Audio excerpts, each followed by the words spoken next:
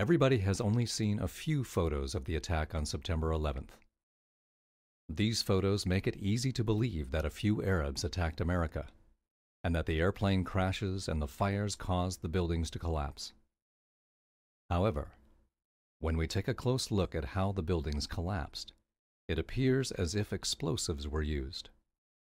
For example, dust shot out of a few windows far below the collapsing area. This dust is caused by extremely high pressure.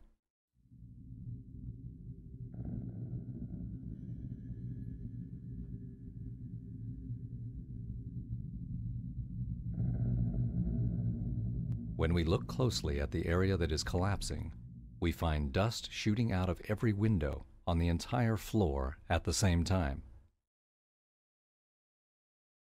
The towers had a steel frame, so the only way they could collapse is if thousands of joints were broken. The towers collapsed in less than 10 seconds, which is an average of 10 floors every second.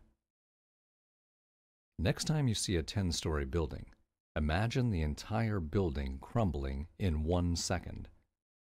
The only buildings that collapse this quickly are the buildings that are destroyed with explosives. We were told that the collapse began when one floor broke and the pieces fell to the floor below it. Those pieces shattered that floor and so on all the way down.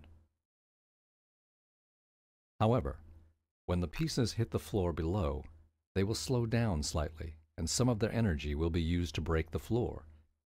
Therefore, there should be a delay every time the pieces hit a floor.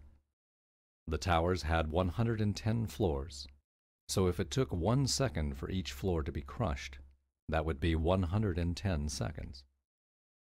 However, the seismic data and video show that the North Tower collapsed in only 8.4 seconds. The collapse started at about the 94th floor. If you were to drop a rock from the 94th floor, it would hit the ground about 8.4 seconds later. This means that the pieces of the building were falling as fast as objects fall through the air. How can objects crash through steel and concrete floors as fast as they fall through the air? There is only one explanation. Explosives were placed in these buildings before the attack. The collapse of the North Tower started when explosives at the 94th floor were detonated. The explosives were timed so that the floors were shattered before the rubble contacted it. The pieces of the building fell in only 8.4 seconds because none of the pieces crashed into a floor. We were told that fire caused the towers to collapse, but no large building has ever collapsed from a fire. This 32-story skyscraper in Madrid, Spain, is a good example. The fire became so intense that it spread from one floor to the next, causing the building to look like a torch. This fire was much larger than the fire at the World Trade Center. The next morning, there were still a few fires in the lower floors. Everything inside the building had been burned. Some sections of the building broke. A few portions at the top of the building collapsed. However, the building remained standing, and it continued to support a large construction crane at the top. By comparison, the fire at the South Tower was so small that it never spread to the other side of the tower. We know that a few firefighters made it up to the fire zone of the South Tower because they used their handheld radios to send reports of their arrival. They said there were only a few areas with fire.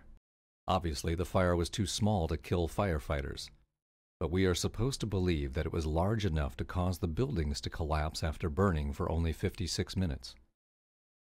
The fire in Madrid was much more severe, and it burned all night, but it did not cause the building to collapse.